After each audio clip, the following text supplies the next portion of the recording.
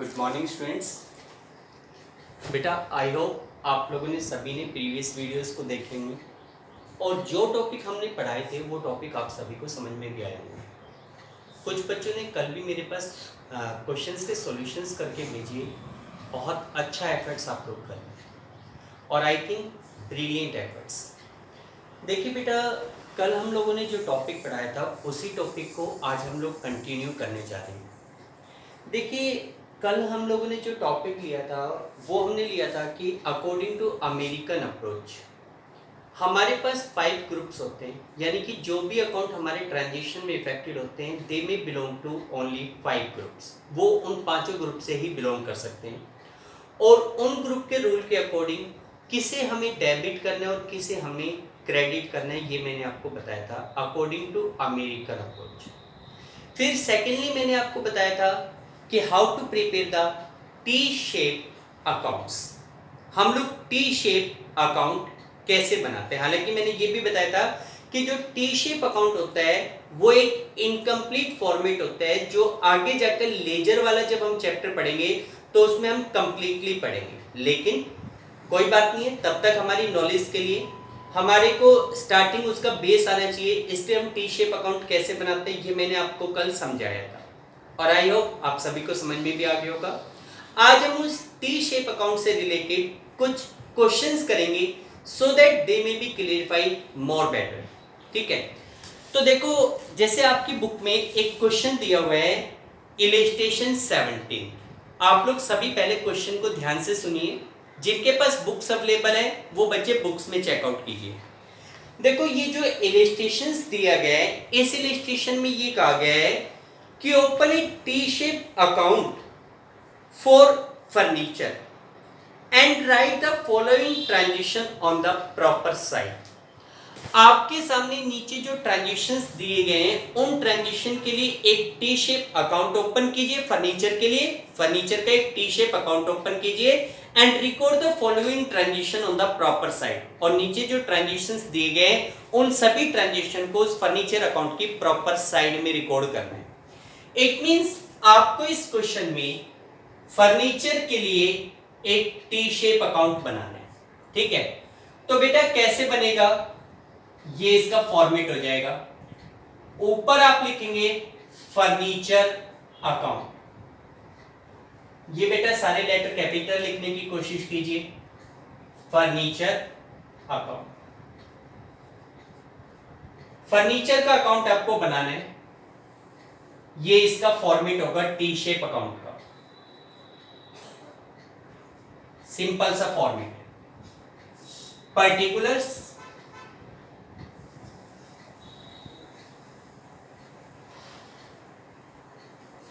Amount,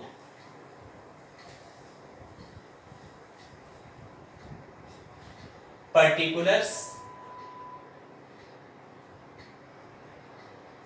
और amount. देखो बेटा, कोई भी अगर आप अकाउंट बनाएंगे तो उसमें ये कॉलम होते हैं। पहला कॉलम होता है पर्टिकुलर का। पर्टिकुलर का मतलब होता है उसका एक्सप्लेनेशन। Particulars means explanation. तो देखो सबसे पहले तो आप एक्सप्लेनेशन करेंगे ट्रांजेक्शन का, फिर उसका अमाउंट, फिर पर्टिकुलर्स और फिर उसका अमाउंट। एक्चुअल में आपने देखा होगा कि इसमें दोनों साइड में सेम अमाउंट है, मतलब कि सेम चीजें, यहां पर भी पर्टिकुलर अमाउंट उधर भी पर्टिकुलर अमाउंट। तो इसको हमने दो पार्ट में डिवाइड किया, ये है लेफ्ट हैंड साइड, ये है राइट हैंड साइड। और आप लोगों को बताया हुआ है मैंने अकाउंट की डेफिनेशन में कि किसी भी अकाउंट की जो लेफ्ट हैंड साइड होती है उसको डेबिट साइड कहा जाता है, जिसको डीआर से डिनोट किया जाता है। और किसी भी अकाउंट की जो राइट हैंड साइड होती है उसको क्रेडिट साइड कहा जाता है, जिसको हम सीआर से डिनोट करते हैं। ठीक है, ये मैंने इसके फॉर्मेट के बारे में आपको बता दिया। ठीक, अब देखो you have to record the transaction in furniture account, यानी कि आपको फर्नीचर अकाउंट बनाना है और आपको डिफरेंट ट्रांजेक्शन को इस फर्नीचर अकाउंट पे रिकॉर्ड करना है। अब रिकॉर्ड करने का सिंपल सा तरीका है। देखो बेटा, आप लोगों को ये बात अच्छी तरीके से पता है कि फर्नीचर कौन से ग्रुप से बिलोंग करता है। फर्नीचर का ग्रुप होता है एसेट्स। भाई फर्नीचर कौन से ग्रुप से बिलोंग करता है, हमारी एसेट से बिलोंग करता है। और एसेट्स का रूल क्या होता है कि अगर एसेट्स इंक्रीज होती है तब तो आप उसे करते हो डेबिट, और अगर एसेट्स हमारी डिक्रीज होती है तो हम क्या करते हैं, उसको क्रेडिट करते हैं। कोई भी एसेट्स अगर इंक्रीज होती है तो डेबिट और डिक्रीज होती है तो क्रेडिट। अब आपके पास इस क्वेश्चन में कुछ ट्रांजिशंस गिवन है फर्नीचर से रिलेटेड, तो आप उसमें ये देखोगे कि उन ट्रांजिशन की वजह से फर्नीचर इंक्रीज हो रहा है या डिक्रीज हो रहा है। अगर फर्नीचर इंक्रीज हो रहा है तब तो आप उसे डेबिट साइड में रिकॉर्ड करेंगे, और अगर फर्नीचर डिक्रीज हो रहा है तब आप उसको क्रेडिट साइड में रिकॉर्ड करेंगे। लाइक ट्रांजिशन को पढ़िए, देखो इसमें पहला ट्रांजिशन दिया हुआ है कि फर्नीचर परचेज फॉर ₹20,000, हमने 20,000 रुपए का फर्नीचर परचेज किया, ठीक है। तो पहले तो बात मुझे ये बताओ कि अगर आप फर्नीचर को परचेज करते हो तो आपके पास फर्नीचर इंक्रीज होगा या डिक्रीज होगा। आई थिंक सभी को पता है फर्नीचर खरीदने से फर्नीचर इंक्रीज होगा, और अगर हमारा फर्नीचर इंक्रीज होगा तो आप उसको डेबिट साइड में रिकॉर्ड करेंगे। अच्छा एक छोटी सी बात हो, किसी भी अकाउंट में ट्रांजेक्शन को अगर आपको रिकॉर्ड करना है, डेबिट साइड में रिकॉर्ड करने के लिए टू वर्ड का यूज किया जाता है, क्रेडिट साइड में रिकॉर्ड करने के लिए बाई वर्ड का यूज किया जाता है, ठीक है। दूसरी बात, हमेशा अपोजिट अकाउंट का नाम लिखा जाता है। जैसे आपने फर्नीचर को परचेज किया कैश में, तो आपके बिजनेस में दो चीजों पर इफेक्ट पड़ रहा है, एक इफेक्ट पड़ रहा है फर्नीचर पे, एक इफेक्ट पड़ रहा है कैश पे। तो यहां पे कोशिश करनी है आप अपोजिट कौन सा अकाउंट इफेक्टेड हो रहा है, जैसे फर्नीचर डेबिट हो रहा है तो उसके डेबिट साइड में अपोजिट कौन से अकाउंट पे इफेक्ट पड़ रहा था, कैश अकाउंट पे, तो यहां पे कैश का नाम लिखा जाएगा। अगर आपको नहीं भी पता चल रहा तो फिलहाल टी शेप में तो सीधा सीधा लिख सकते हैं to increase in furniture, to word का यूज करना है डेबिट साइड में। तो देखो आपने जैसे यहाँ पे 20,000 रुपीज का फर्नीचर परचेज किया है, तो यहां पे लिखेंगे टू कैश, ठीक है 20,000। अगर ये कैश समझ में नहीं आ रहा तो आप यहां पे फिलहाल तो इतना भी लिख सकते हैं टू इंक्रीज इन फर्नीचर, ठीक है बेटा। इसके बाद सेकंड ट्रांजिशंस आपको दिया हुआ है। सेकंड ट्रांजिशन में कह रहा है कि भाई फर्नीचर सोल्ड कॉस्टिंग ₹5,000, आपने 5,000 रुपीज का फर्नीचर सेल आउट किया। अब आप देखो कि फर्नीचर अगर आप सेल आउट करोगे तो इसका मतलब आपकी दुकान में से फर्नीचर नाम की चीज चली जाएगी, फर्नीचर जाएगा, इसका मतलब फर्नीचर आपका क्या हो रहा है, डिक्रीज हो रहा है, और डिक्रीज हो रहा है तो आप उसे कहां दिखाओगे, क्रेडिट साइड में दिखाओगे। अब आप देखो फर्नीचर को सेल करोगे तो फर्नीचर तो आपके एक इफेक्ट पड़ेगा फर्नीचर पे, एक इफेक्ट पड़ेगा कैश पर, कैश आ रहा है। फर्नीचर को करोगे क्रेडिट, कैश को करोगे डेबिट, तो फर्नीचर के क्रेडिट साइड में बाई वर्ड का यूज करना है, बाई कैश, या सीधा भी लिख सकते हैं बाई सेल ऑफ फर्नीचर, ठीक है। कितने का सेल किया बेटा, 5,000, ठीक है बेटा। इसके बाद आगे दोबारा कह रहे हैं कि फर्नीचर अगेन परचेज फॉर ₹8,000। भाई अब आपने दोबारा से 8,000 का फर्नीचर परचेज कर लिया। अब अगर दोबारा से आप 8,000 रुपीज का फर्नीचर परचेज करोगे तो फर्नीचर आपके पास क्या हो रहा है, इंक्रीज हो रहा है।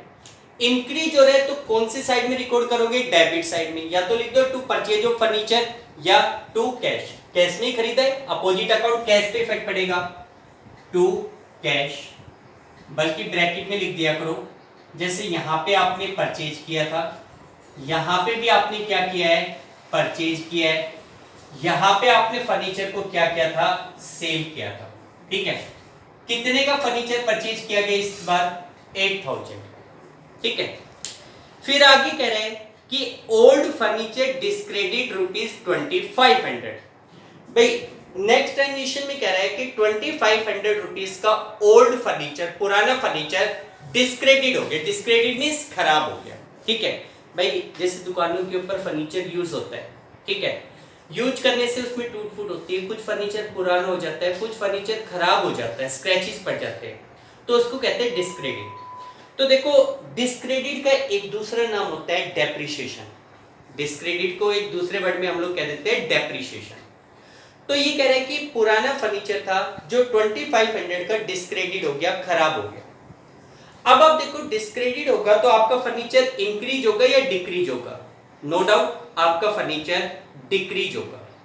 भाई फर्नीचर की वैल्यू कम हो रही है ना, तो आप ये देखो 2,500 रुपीज से फर्नीचर के प्राइस कम होंगे, तो कम होंगे तो उसे कहां दिखाओगे, क्रेडिट साइड में। तो यहां पे लिखेंगे by furniture discredit, bye furniture discredit. कितना अमाउंट बेटा? 25। ठीक, इसके बाद आगे कहता है कि value of furniture was reduced by 2000। देखो इसके बाद कुछ समय बाद आपने अपने फर्नीचर के प्राइस को 2000 रुपीज रिड्यूस कर दिया। ये कह रहा है कि value of furniture reduce by 2000।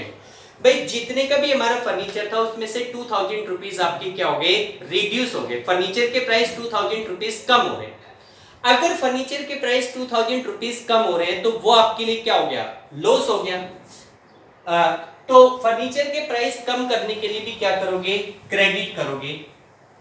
इसको हम डेप्रिसिएशन वर्ड कहते हैं। जब हम अपनी एसेट्स के प्राइस को कम करते हैं तो उसे हम डेप्रिसिएशन कहते हैं। या तो यहाँ लिख दो बाय डेप्रिसिएशन लिखो, या फिर फर्नीचर प्राइस रिड्यूसेस, डेप्रिसिएशन। कितना अमाउंट फर्नीचर का रिड्यूस हो गया? 2000 रुपीज रिड्यूस हो गया। ठीक है बेटा, तो ये 5 ट्रांजेक्शन्स आपको दिए गए थे। आपने इन सभी ट्रांजेक्शन को डेबिट और क्रेडिट साइड में जहां भी रिकॉर्ड होना था वहां रिकॉर्ड कर दिया। अब इसके बाद क्या होता है कि जब आप अपने सभी ट्रांजेक्शन को रिकॉर्ड कर चुके होते हैं तो लास्ट में आपको उस अकाउंट को बैलेंस करना होता है, उसका बैलेंस निकालना होता है। तो जैसे अगर आप देखोगे कि इस साइड में यानी कि डेबिट साइड में जो टोटल आ रहा है वो 20 प्लस में 8, 28,000 आ रहा है। जबकि क्रेडिट साइड का जो टोटल है 5 और 2 7 और 2 9, 9,500 आ रहा है। वो वाली साइड आपकी ज्यादा है, डेबिट साइड। तो डेबिट साइड में से हम क्रेडिट साइड को माइनस करेंगे। 28,000 में से 9,500 रुपीज जब आप माइनस करोगे तो आपके पास डिफरेंस कितना बच गया? 18,500 रुपीज का। सॉरी, 28 में से 9,500 माइनस करोगे तो कितने का डिफरेंस बचेगा? 18,500। तो हम लोग क्या करेंगे, जिस साइड में भी कम है उस साइड में बैलेंस निकालेंगे। यहां पे लिखेंगे बाय बैलेंस, और इसके साथ वर्ड लिखा जाता है कैरी डाउन, C/D करके। कैरी डाउन का मतलब क्या होता है कि जैसे यहां पे हमारा बैलेंस निकला 18,500, आप ये कह सकते हो कि किसी भी फाइनेंशियल पीरियड की एंडिंग के ऊपर हमारे पास फर्नीचर का इतने रुपए का बैलेंस बचा हुआ है। आज की डेट में हमारे पास कितने का फर्नीचर है? 18,500 का। इसी बैलेंस को आप नेक्स्ट पीरियड के लिए कैरी फॉरवर्ड करते हो, तो 18,500 आपका बैलेंस कहलाएगा। टोटल करोगे, इस साइड का टोटल भी कितना आ गया? 28,000। इस साइड का टोटल भी कितना आ गया? 28,000 आ गया। This is the process of getting the balance. ये बैलेंस को फाइंड आउट करने का प्रोसेस है। ठीक है बेटा, तो इस तरीके से आपको टी शेप अकाउंट बनाना है। ठीक, एक दो क्वेश्चन और करते हैं। जैसे आपके पास नेक्स्ट एक इलस्ट्रेशन है 18। क्वेश्चन को पढ़िए, क्या कहा गया? देखो इस इलस्ट्रेशन 18 में ये कहा गया है, open A T shape account of our creditor Sanjay. देखो संजय हमारा क्रेडिटर है। अब आप लोगों को सभी को पता है क्रेडिटर कौन होते हैं। Creditors are those persons who supply us goods in credit. जिन लोगों से आप उधार में सामान खरीदते हैं वो व्यक्ति आपके लिए क्रेडिटर्स कहलाते हैं। तो देखो इसमें कह रहा है कि संजय हमारा कोई क्रेडिटर है, उसके लिए एक टी शेप अकाउंट ओपन कीजिए और उसकी प्रॉपर साइड में ट्रांजेक्शन को रिकॉर्ड करना है। यानी कि नीचे आपको कुछ ट्रांजेक्शंस दिए गए हैं, you have to record these transaction in on proper side of Sanjay's account. आपको एक संजय नाम के क्रेडिटर का अकाउंट बनाना है, तो यही बना लेते इलस्ट्रेशन 18। देखो बेटा आपको संजय का अकाउंट बनाना है। संजय अच्छा, जब किसी व्यक्ति का अकाउंट बनता है ना, पर्सन का, तो उसके ऊपर अपोजिटिव एस लिखा जाता है। संजय's अकाउंट फॉर्मेट बनाएंगे पहले तो।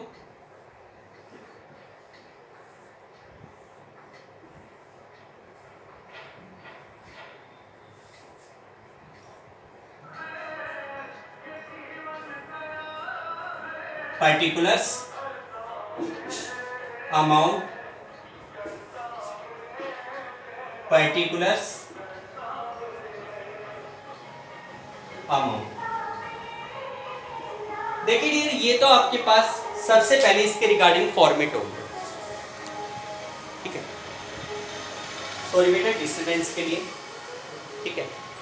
देखो सबसे पहले आपने संजय का अकाउंट का फॉर्मेट बना लिया, particulars amount, particulars amount, this is your debit side और ये आपके पास क्रेडिट साइड होगा, ठीक है। अब आपको ट्रांजेक्शन को इस संजय के अकाउंट में रिकॉर्ड करना है, तो आपके पास इस क्वेश्चन में पहले तो ये देखो संजय कौन से ग्रुप से बिलोंग करता है। देखो इसमें क्लियर कहा गया है कि you have to prepare the Sanjay's account एक क्रेडिटर। भाई संजय आपका एक क्रेडिटर है, उसका अकाउंट बनाना है। इसका मतलब क्रेडिटर हमारे लिए क्या होती है, लायबिलिटी।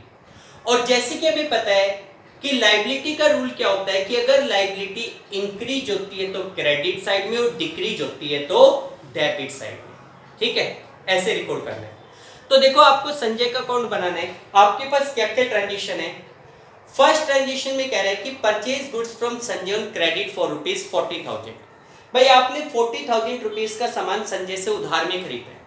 आपने स्टार्टिंग में संजय से 40,000 की गुड्स क्रेडिट में खरीदी है। तो उधार में जब आप अपने क्रेडिटर से गुड्स परचेज करेंगे तो due to that our creditor will increase. आपके क्रेडिटर क्या होंगे, इंक्रीज होंगे। तो क्रेडिटर को इंक्रीज करने के लिए यहां पे लिखा जाएगा by purchase of goods, by, भाई क्रेडिट साइड में बाय वर्ड का यूज करेंगे, परचेज ऑफ गुड्स। आपने कितने का सामान परचेज किया है, 40,000 की गुड्स परचेज की है, ठीक है। या लिख सकते हैं बाय इंक्रीजिंग क्रेडिटर, ठीक। सेकंड ट्रांजेक्शन कह रहा है कि पेड टू संजय ₹25,000। भाई इसके बाद आपने अपने संजय नाम के क्रेडिटर को 25,000 रुपीज की पेमेंट की। अब देखो संजय आपका क्रेडिटर है, you are making the payment to creditor. भाई आप अपने क्रेडिटर को पेमेंट कर रहे हो।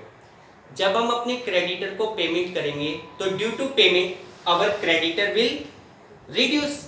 हमारा क्रेडिटर क्या होगा, रिड्यूस होगा। और क्रेडिटर को रिड्यूस करने के लिए, क्रेडिटर एक लायबिलिटी है, लायबिलिटी को रिड्यूस करने के लिए क्या करेंगे, डेबिट।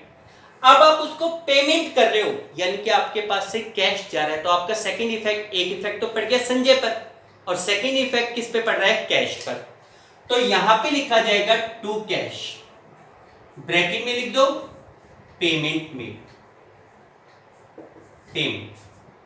कितने की पेमेंट की है बेटा, 25,000 की, 25,000, ठीक है। फिर आगे कह रहे हैं again purchase goods from Sanjay on credit for ₹16,000। इसके बाद हमने संजय से दोबारा से 16,000 की गुड्स परचेज की। भाई एक बार हमने 40 का सामान खरीदा, उसमें से 25 की पेमेंट कर दी। अब again we are purchasing goods of ₹16,000, दोबारा से हम 16,000 की गुड्स परचेज कर रहे हैं। फिर परचेज करोगे तो यहाँ पे दोबारा से लिख देंगे बाय, भाई परचेज करने की वजह से क्रेडिटर इंक्रीज होगा, इंक्रीज करने के लिए क्या करेंगे, क्रेडिट। तो यहाँ पे लिखेंगे बाय परचेज ऑफ गुड्स। कितने की परचेज गुड्स परचेज की गई है, 16,000 की गुड्स परचेज फॉर ₹16,000। फिर ये कह रहा है कि goods return to Sanjay for 2,000। अब देखो जैसे हम लोग कई बार अपने सप्लायर से गुड्स परचेज करते हैं, परचेज करने के बाद घर पे ले आए, लेकिन लेटर ऑन हमने पाया कि वो गुड्स डिफेक्टिव है, अकॉर्डिंग टू सैंपल नहीं है, या उस गुड्स में कोई प्रॉब्लम है। तो कई बार हम लोग गुड्स परचेज करने के बाद अपने सप्लायर को वापस कर देते हैं। जब हमने गुड्स खरीदी तो हमारे क्रेडिटर का अकाउंट इंक्रीज होगा, क्रेडिट करोगे।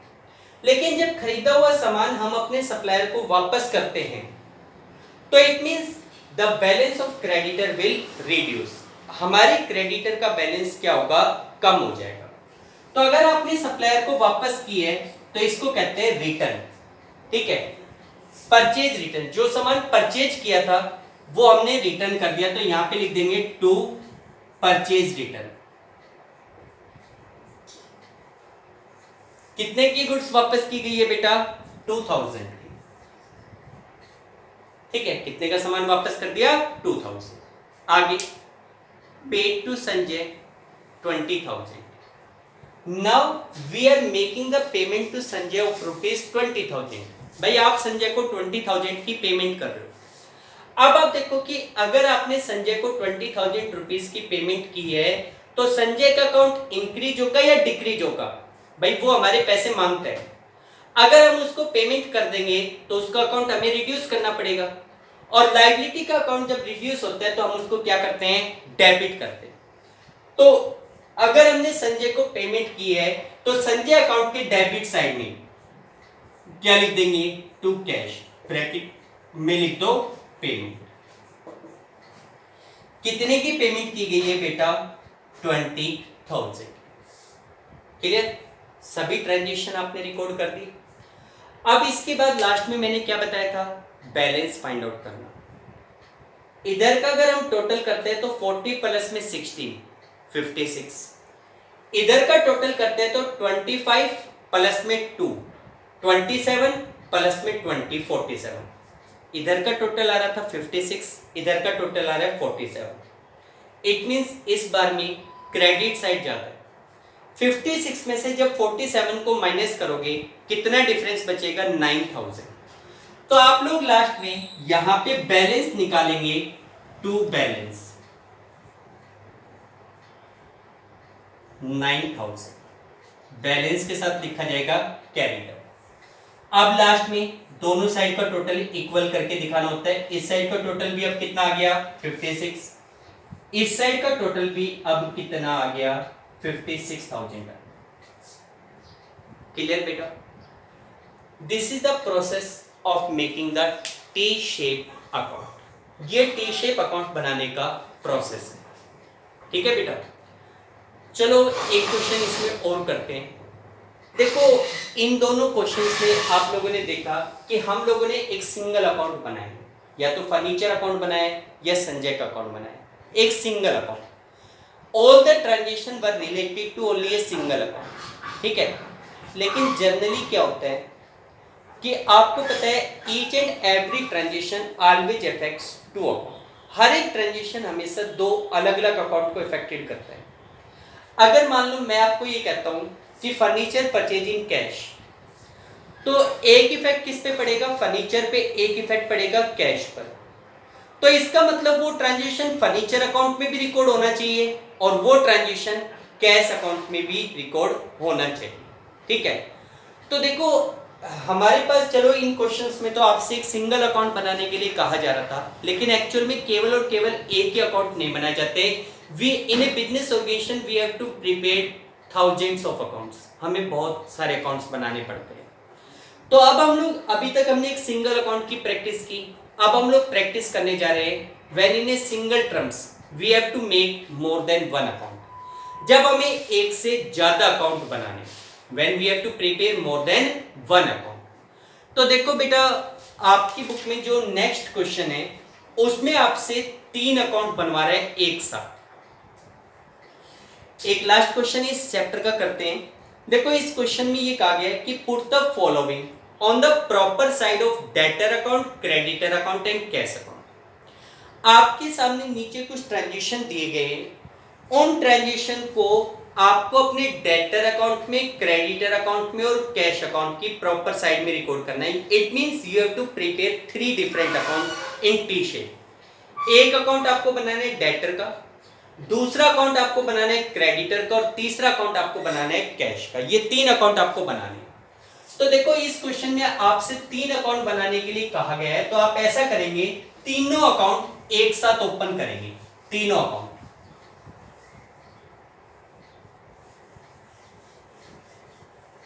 तीन अकाउंट को पूछ रहा है, तीनों अकाउंट एक साथ ओपन करेंगे।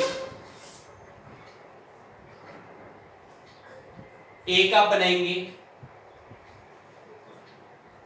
Cash account,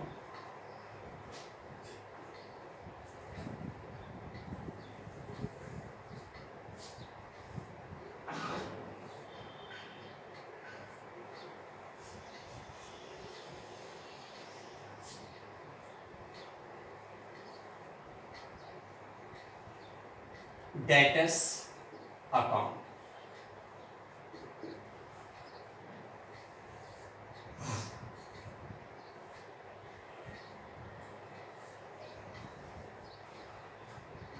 and third one is creditors account.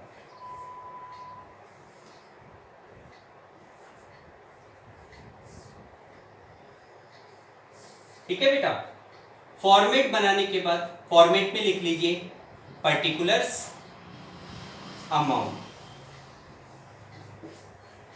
Particulars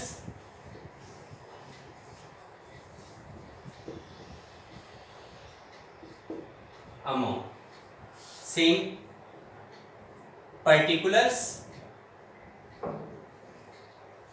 amount, particulars और अमाउंट। यहां पे भी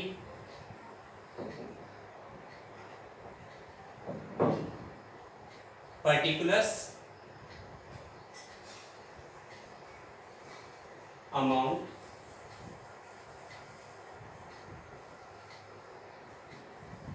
पर्टिकुलर्स अमाउंट। ठीक है, आपने तीनों अकाउंट एक साथ ओपन कर लिए।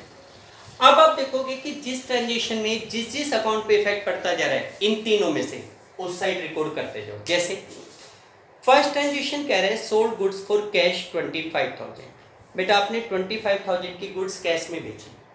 ध्यान दो, गुड्स को कैश में बेचा, किस किस पर इफेक्ट पड़ता है? कैश और गुड्स पर। डेटर या क्रेडिटर पे इफेक्ट नहीं पड़ता, डेटर और क्रेडिटर पे इफेक्ट पड़ता है ड्यू टू क्रेडिट ट्रांजेक्शन। ठीक है, अब आपने कैश में गुड्स सेल आउट की, कैश तो एक एसेट्स है, कैश में गुड्स सेल आउट करोगे तो कैश आपका इंक्रीज होगा, इंक्रीज होगा तो डेबिट साइड में क्या लिखोगे? To sale. किस वजह से इंक्रीज हो रहा है? सेल की वजह से। तो कैश की डेबिट साइड में रिकॉर्ड कर दोगे 25,000। ठीक है, फिर नेक्स्ट ट्रांजेक्शन में आपको ये कह रहे हैं sold goods to X on credit 40,000। आपने एक्स को उधार में सामान बेचा। अच्छा बेटा, जिन लोगों को हम उधार में सामान बेचते हैं वो हमारे लिए क्या कहलाते हैं? डेटर्स कहलाते हैं। और डेटर्स हमारे लिए क्या होती है? एसेट्स। एसेट्स का रूल, इंक्रीज हो रहा हो तो डेबिट और डिक्रीज हो रहा हो तो क्रेडिट। अब आपकी डेटर इंक्रीज होंगे, इंक्रीज होंगे तो डेबिट साइड में टू, किस वजह से इंक्रीज हो रहा है? सेल, और ब्रैकेट में लिख दो क्रेडिट से। कितना इंक्रीज हो रहा है? 40,000। ठीक, फिर अगला ट्रांजेक्शन कह रहा है कि रिसीव कैश फ्रॉम एक्स। भाई अब आपने एक्स से कैश रिसीव किया। Who was x? एक्स कौन था? हमारा डेटर, जिसको हमने ऊपर उधार में सामान बेचा था। अब देखो, अगर आपका डेटर आपको 25,000 रुपीज की पेमेंट कर रहा है, ये कह रहा है कि receive cash from x 28,000, sorry 28,000 की पेमेंट आप एक्स से रिसीव कर रहे हो, तो एक इफेक्ट तो पड़ेगा कैश के ऊपर और एक इफेक्ट पड़ेगा एक्स, जो कि आपका क्या है? डेटर। दोनों पर इफेक्ट पड़ेगा। तो इसका मतलब ये ट्रांजेक्शन दोनों अकाउंट में जाएगा, कैश अकाउंट में भी जाएगा और डेटर अकाउंट में भी जाएगा। कैश पर क्या इफेक्ट पड़ेगा? आपका कैश क्या हो रहा है बेटा? इंक्रीज हो रहा है। आपका कैश क्या हो रहा है? इंक्रीज हो रहा है। तो डेबिट साइड में रिकॉर्ड करोगे किसका नाम लिखकर? डेटर का नाम लिखकर, टू डेटर। ब्रैकेट में लिख दो एक्स से रिसीव हुए कितने? 28। दूसरा इफेक्ट डेटर पे पड़ रहा है। आपके डेटर क्या हो रहे हैं? रिड्यूस हो रहे हैं। भाई आपने अपने डेटर से पेमेंट रिसीव कर ली, तो आपके डेटर क्या होंगे? डिक्रीज होंगे। डिक्रीज होंगे तो क्रेडिट साइड में रिकॉर्ड करेंगे अपोजिट अकाउंट का नाम लिखकर। अपोजिट अकाउंट का नाम क्या है? कैश। तो बाय कैश आपने अपने डेटर से कितना पैसा रिसीव कर लिया? 28,000 रुपीज रिसीव किया। ठीक है बेटा, नेक्स्ट देखो, नेक्स्ट ट्रांजेक्शन में कह रहा है कि purchase goods from X from Y on credit. भाई वाई से हमने क्रेडिट में गुड्स खरीदी उधार में। जिन लोगों से हम उधार में सामान खरीदते हैं वो हमारे क्या कहलाते हैं? क्रेडिटर कहलाते हैं। ठीक है, तो क्रेडिटर से उधार में सामान खरीदा। उधार में सामान खरीदने से एक इफेक्ट तो पड़ेगा गुड्स पर और एक इफेक्ट पड़ेगा क्रेडिटर पे। गुड्स का अकाउंट तो आपने मेंटेन कर नहीं रखा, लेकिन क्रेडिटर का अकाउंट तो आपने मेंटेन किया है। गुड्स खरीदने से आपके क्रेडिटर क्या होंगे, इंक्रीज होंगे, और क्रेडिटर आपकी लायबिलिटी है, लायबिलिटी इंक्रीज करने के लिए क्या करते हैं, क्रेडिट करते हैं। तो क्रेडिट साइड में बाय परचेज ऑफ गुड्स, यहां पे क्या लिखा जाएगा, बाय परचेज ऑफ गुड्स। आपने गुड्स परचेज की है, और कितने की गुड्स परचेज की है, 22,000। कितने की गुड्स परचेज की है, 22,000। ठीक है बेटा। फिर purchase goods from Y on cash. अब यहां पे थोड़ा सा ध्यान देना है। देखो वाई ऊपर आपको बताया गया था, आपका एक सप्लायर है, आपका एक क्रेडिटर है, लेकिन नीचे वाले पॉइंट में क्रेडिटर वो कब है, जब आप उससे उधार में सामान खरीदते हो। लेकिन आप उस बंदे के पास जाते हो, आपने पैसा दिया, गुड्स खरीद ली, तो क्या आपका वो बंदा आपका क्रेडिटर कहलाएगा, नहीं ना। अगर आप कैश में गुड्स खरीदते हो तो दो चीजों पर इफेक्ट पड़ेगा, एक इफेक्ट पड़ेगा कैश पर, एक इफेक्ट पड़ेगा गुड्स पर। आपके क्रेडिटर्स के ऊपर कोई इफेक्ट नहीं पड़ेगा। ठीक है, आपकी क्रेडिटर्स पे कोई इफेक्ट नहीं पड़ेगा। तो इसने कहा कि purchase goods from Y for cash, cash में गुड्स खरीदी है, कितने की, 8,000 की। तो जब आपने कैश में गुड्स खरीदी तो आपके कैश पर इफेक्ट पड़ेगा, आपका कैश क्या होगा, रिड्यूस होगा। तो रिड्यूस होगा तो यहां पे लिखेंगे बाय, क्रेडिट साइड में बाय परचेज ऑफ गुड्स। कितने की गुड्स परचेज की गई है, 8,000 की। 8,000 की गुड्स आपने परचेज की। ठीक। फिर लास्ट पॉइंट में कह रहे हैं पेड टू वाई। भाई हमने वाई को पेमेंट की, कितने की, 15,000। हु वाज वाई, हमारा क्रेडिटर। हमारा क्रेडिटर हमारे 22,000 मांगता है, अब आपने उसको 15,000 की पेमेंट की। क्रेडिटर को 15,000 की पेमेंट करने से एक इफेक्ट पड़ रहा है क्रेडिटर पे और एक इफेक्ट पड़ रहा है कैश पर, दोनों पर इफेक्ट पड़ रहा है। तो आप दोनों में रिकॉर्ड करेंगे। क्रेडिटर एक लायबिलिटी है, जब आप अपनी लायबिलिटी की पेमेंट करोगे तो आपकी लायबिलिटी रिड्यूस हो जाएगी, और जब हम लायबिलिटी को डिक्रीज करते हैं तो उसके डेबिट साइड में रिकॉर्ड करेंगे टू कैश। कितने की पेमेंट की गई है, 15,000। दूसरा इंपैक्ट पड़ रहा है कैश पर। पेमेंट करने से आपका कैश क्या होगा, कम होगा, और कम होगा तो आप उसे कैश एक एसेट से कम करने के लिए क्रेडिट साइड में बाय क्रेडिटर, और ब्रैकेट में लिख दो payment to Y, payment to Y. कितने की पेमेंट की गई है, 15,000 रुपीज की पेमेंट की गई। क्लियर बेटा, सभी ट्रांजेक्शन आपने रिकॉर्ड कर दी। ठीक। अब सभी ट्रांजेक्शन को रिकॉर्ड करने के बाद लास्ट में आपका काम क्या होता है, उनको बैलेंस करना, उनका बैलेंस निकालना। जैसे अगर हम कैश अकाउंट की बात करें तो डेबिट साइड का टोटल है 25 प्लस में 28 53, और इस साइड का टोटल है 8 प्लस 15 23। इधर आ रहा है 53, इधर आ रहा है 23, ये वाली साइड जाता है डेबिट साइड। तो क्रेडिट साइड में बैलेंस को दिखाया जाएगा बाय बैलेंस कैरीड डाउन। कितने का बैलेंस निकलेगा, 53 में से 23 गए, 30 का बैलेंस। आप टोटल करो, इधर भी 53, इस साइड का टोटल भी 53,000। ठीक। डेटर अकाउंट बनाओगे, इधर का टोटल है 40, इधर का टोटल है 28, तो ये डेबिट साइड जाता है। तो क्रेडिट साइड में बैलेंस निकाला जाएगा बाय बैलेंस कैरी डाउन। 40 में से 28 चले गए, कितने का बैलेंस बचेगा, 12,000 का बैलेंस बचेगा। टोटल करोगे 40,000, इधर भी टोटल करोगे 40,000। ठीक। In the same way creditor account, उधर टोटल है 22, इधर टोटल है 15। 22 में से 15 जाएगा तो इधर डेबिट साइड में बैलेंस बचेगा टू बैलेंस कैरीड डाउन। कितने का बैलेंस बचेगा, 7,000। टोटल कर दोगे 22,000, इधर का टोटल भी करोगे, कितना आएगा, 22,000। ठीक है। This is the process to get the balance. ये बैलेंस को फाइंड आउट करने का प्रोसेस है। ठीक है बेटा।